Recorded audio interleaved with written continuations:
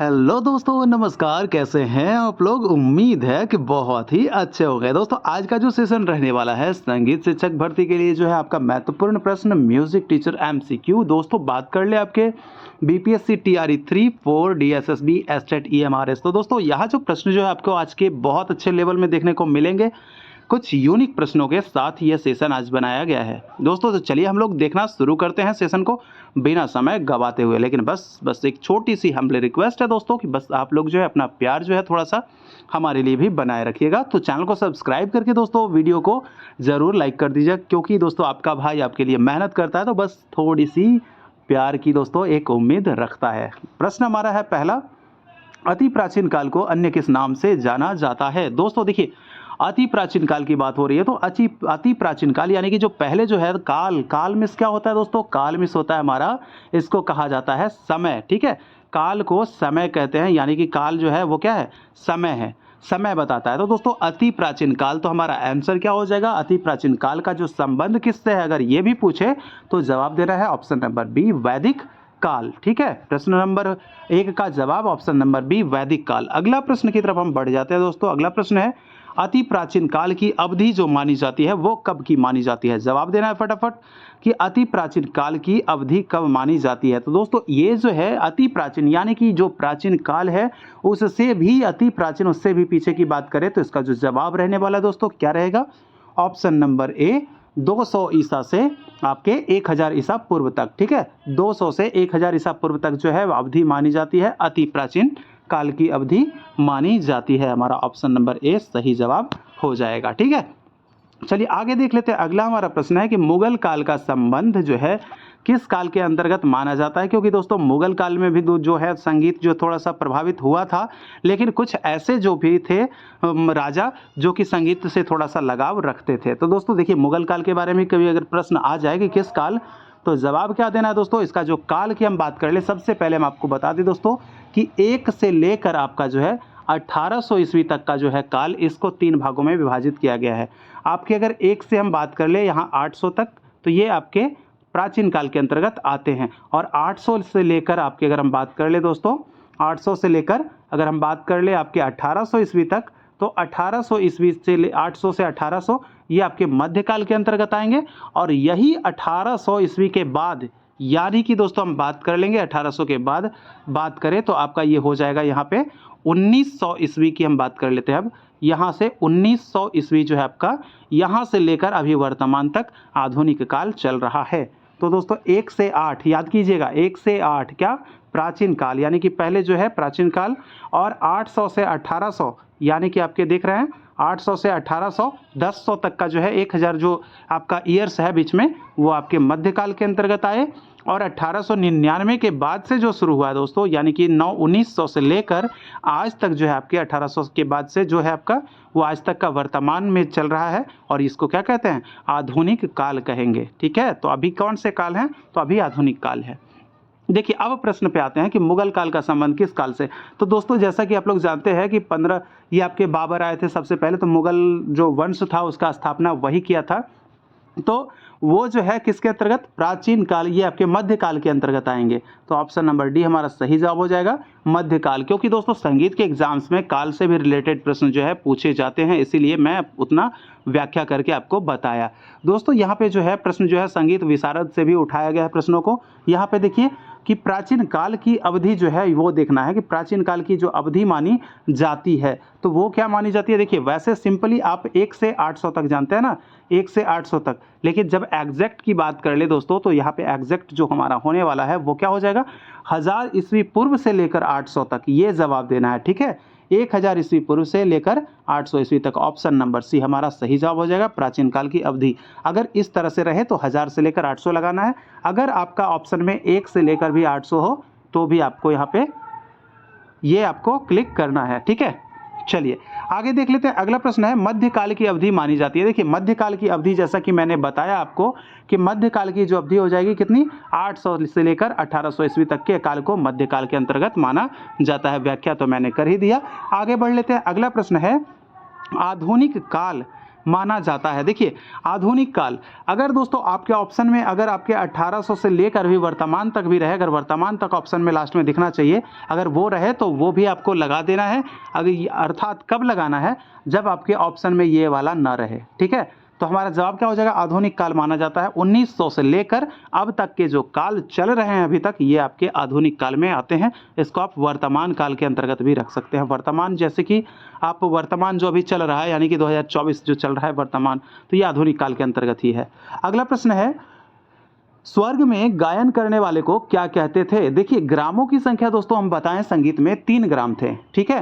कौन कौन से ग्राम थे, षडज ग्राम, मध्यम ग्राम और गांधार ग्राम, ठीक है। षडज ग्राम, मध्यम ग्राम, मध्यम, और एक आपका था गांधार ग्राम, ठीक है। और ये गांधार ग्राम जो है ये कहा जाता है कि ये स्वर्गवासियों के लिए है, यानी कि स्वर्ग में ये चलता है। और हमारे यहाँ जो ग्राम है वो षडज ग्राम और मध्यम ग्राम के अंतर्गत ही हम लोग जो है सब पढ़ते आ रहे हैं, और गांधार को विलुप्त ग्राम माना जाता है। दोस्तों ये आपका क्लियर होना चाहिए। आगे देख लेते हैं इसमें प्रश्न क्या कह रहा है अब।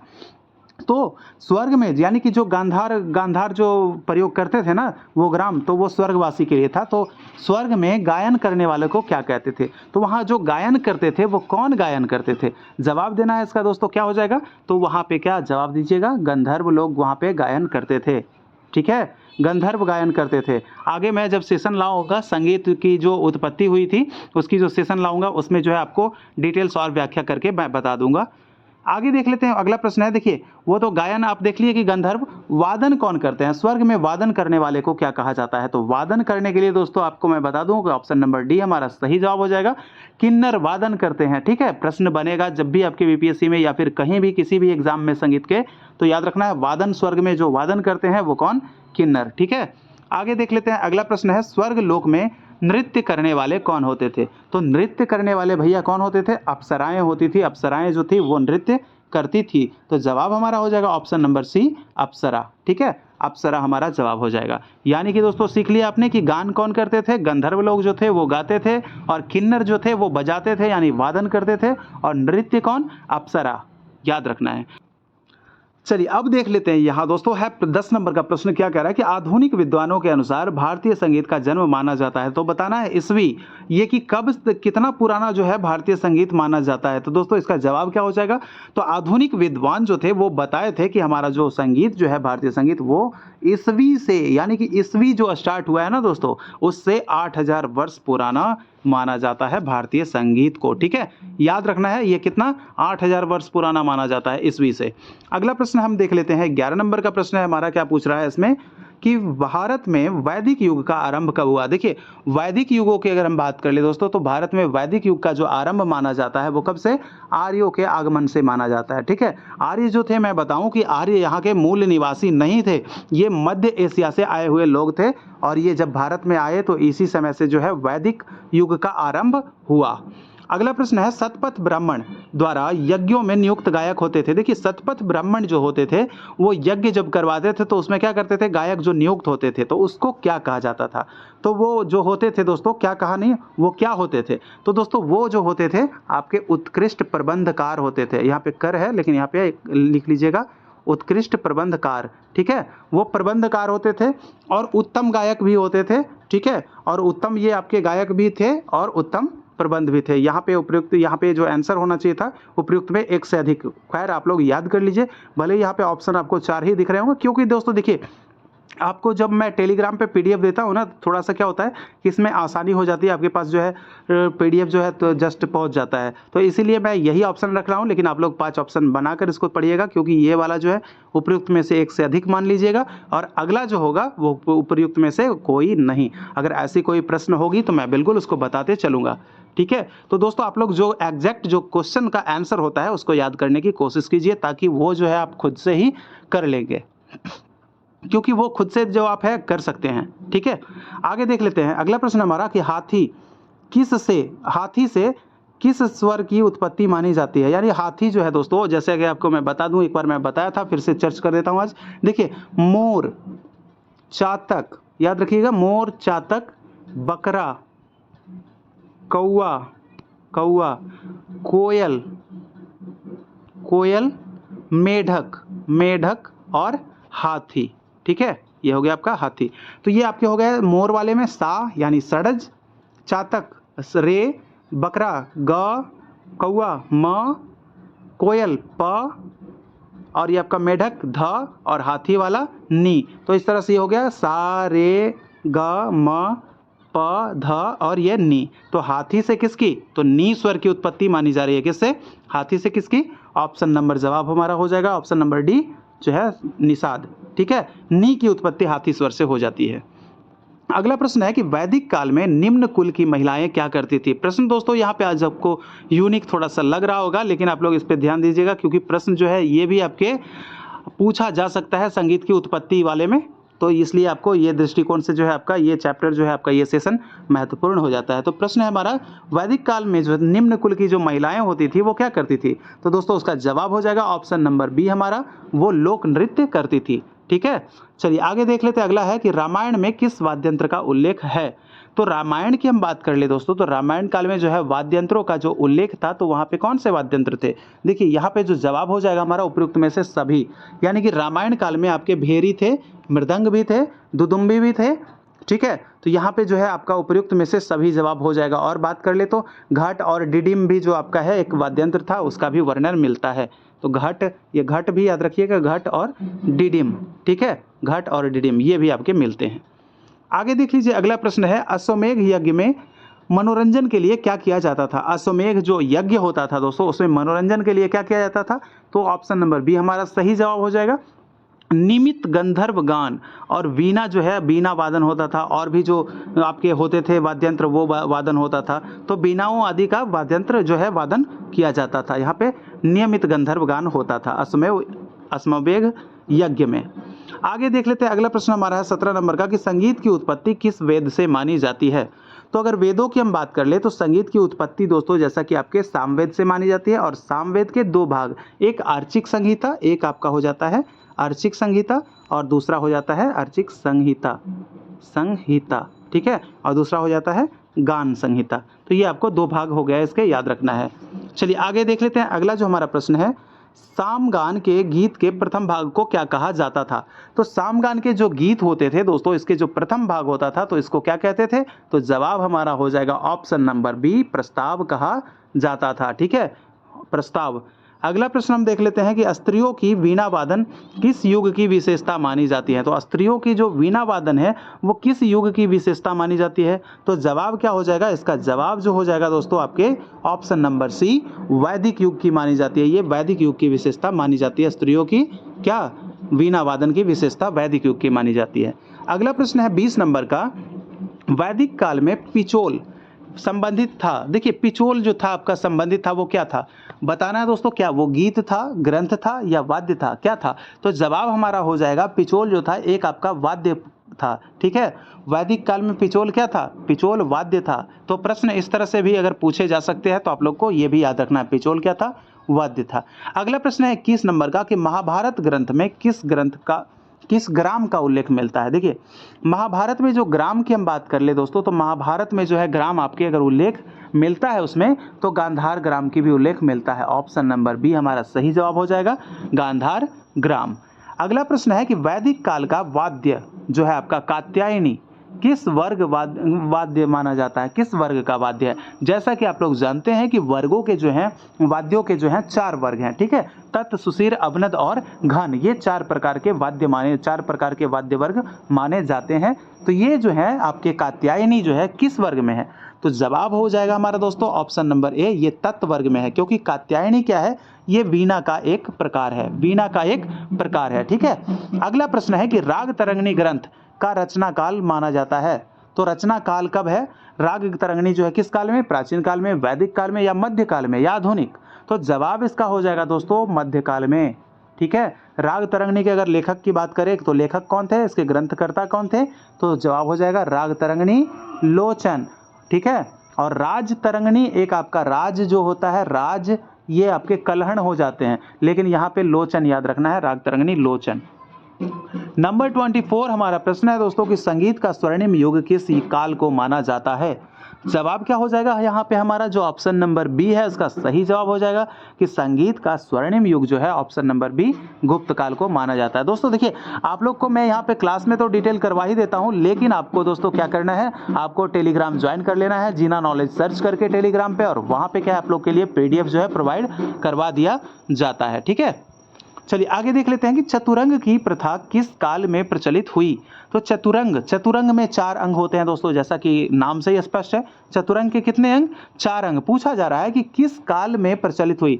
ये सब मैं जो है जितने भी अंग थे, चतुरंग, त्रिवट, जो भी आपके जो बोल वाले जो थे, यानी कि जो शब्दावलियां थी दोस्तों, मैं बता दूं आपको कि शब्दावलियां जो भी थी, शब्दावली, वो मैं आपको पिछले सेशन में रेगुलर जो है प्रैक्टिस करवा के मैं क्लियर करवा चुका हूं, जिससे कि 35 मार्क्स के प्रश्न पूछे जाते हैं सबसे ज़्यादा जो है शब्दावलियां का।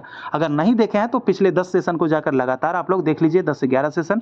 और दोस्तों वैसे अगर पूरा बीपीएससी का अगर आप जो सिलेबस क्लियर करना चाहते हैं तो सेशन पे जितने भी वीडियो पड़े हैं सारे को एक बार आप लोग रिविजन के दृष्टिकोण से देख लीजिएगा। ठीक है, उसमें आपका टोटल 80 मार्क्स का क्लियर हो जाएगा। चलिए, तो प्रश्न हमारा, चतुरंग की प्रथा जो है किस काल में प्रचलित हुई। दोस्तों 25 नंबर हमारा जवाब हो जाएगा ये मध्यकाल। जैसे कि आप लोग जानते हैं शाहजहां का ये काल में प्रचलित हुआ, शाहजहां। ठीक है, ये आपके मध्यकाल में। चलिए आगे देख लेते हैं। अगला प्रश्न है कि किस काल में ध्रुपद का विकास माना जाता है। ध्रुपद की विकास की अगर हम बात कर ले तो इसकी भी विकास जो मानी जाती है वैदिक काल में नहीं, आधुनिक काल में नहीं, मौर्य काल में भी नहीं, लेकिन ये हमारा जवाब जो हो जाएगा ऑप्शन नंबर ए मध्यकाल। क्योंकि दोस्तों ध्रुपद जो है आपके मान सिंह तोमर से जोड़कर देखा जाता है। ठीक है, 15वीं शताब्दी में, तो मान सिंह तोमर तो 15वीं शताब्दी आपके कहाँ आ गए, आधुनिक काल के अंतर्गत आ गए। और हम बात कर ले ये आपके मध्यकाल के अंतर्गत आ गए। ठीक है, बात कर ले दोस्तों कि मध्यकाल को, तो मध्यकाल को दोस्तों 2 भागों में विभाजित किया गया है। मध्यकाल को कितने भागों में, ये जो मध्यकाल देख रहे हैं इसको 2 भागों में। एक आपका हो जाता है 800 ईस्वी से लेकर 1300 ईस्वी तक को बोला जाता है पूर्व मध्यकाल, इसको पूर्व मध्यकाल बोला जाता है। और 1300 से लेकर 1800 ईस्वी तक जो होता है काल, वो उसको बोला जाता है उत्तर मध्यकाल। ठीक है, उत्तर मध्यकाल याद रखना है। अब आगे बढ़ जाते हैं, थोड़ा सा हमारा अगला जो प्रश्न है वो क्या पूछ रहा है कि अनुपांकुश ग्रंथ किस काल की ग्रंथ मानी जाती है, यानी कि इसका जो रचना है वो किस काल में हुआ था। तो दोस्तों देखिए अनुपांकुश, दोस्तों आप लोग फटाफट मुझे कमेंट करके बताइए मुझे कमेंट बॉक्स में कि अनुपांकुश ग्रंथ जो है वो इनके रचनाकार कौन है। चलिए फटाफट आप कमेंट कीजिए, क्योंकि कमेंट करने से जो है आपका मेमोरी की जो क्षमता है दोस्तों वो बिल्कुल आप लोग जैसा कि जानते हैं वो बढ़ती है। तो अनुपांकुश ग्रंथ के जो रचना काल हैं वो कब हैं, तो रचना काल पूछा जाए तो इसको लगाना है दोस्तों मध्यकाल। ऑप्शन नंबर बी हमारा सही जवाब हो जाएगा, मध्यकाल इसकी रचना मानी जाती है। आगे देख लेते हैं, अगला प्रश्न है 28 नंबर का कि अहोबल के अनुसार वीणा पर तार की लंबाई कितनी है। दोस्तों अहोबल जी ने वीणा पर जो तार बांधे उसकी लंबाई जो है कितनी बताई है। तो जवाब क्या हो जाएगा दोस्तों, इसका जवाब हो जाएगा 36 इंच। ठीक है, 36 इंच, 36 इंच इसका जवाब हो जाएगा। अहोबल ने वीणा पर तार की लंबाई 36 इंच माना है, तो ये कहीं से भूलने वाली बात है नहीं। अगला प्रश्न है हमारा कि नाट्य युग का स्वर्णिम युग किस काल को माना जाता है।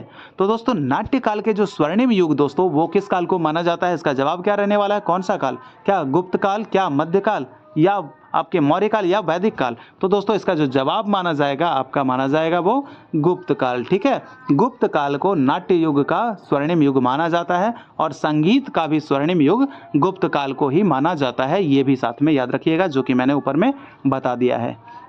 अगला प्रश्न है लय भास्कर के नाम से किनको जाना जाता है। दोस्तों इनको जो मैं बता दूं कि इनको यूपी रत्न मिला हुआ है। ठीक है, उत्तर प्रदेश रत्न से सम्मानित किया गया है। कब, 2001 ईस्वी में। ये व्यक्ति कौन है इसका जवाब देना है, वो लय भास्कर के नाम से जाने जाते हैं। तो जवाब हो जाएगा दोस्तों ये तबला वादक भी हैं, आपको याद रखना है, तबला वादक और बनारस घराने से संबंध रखते हैं। तबला बजाते हैं और घराना इनका हो जाएगा बनारस। ठीक है, बनारस घराने से संबंध रखते हैं, उसका जवाब हो जाएगा आपका जो जवाब है ऑप्शन नंबर बी किशन महाराज। ठीक है, किशन महाराज जो है दोस्तों आपको मैं बताऊं कि इनको ही कहा जाता है क्या, लय भास्कर, किशन महाराज को।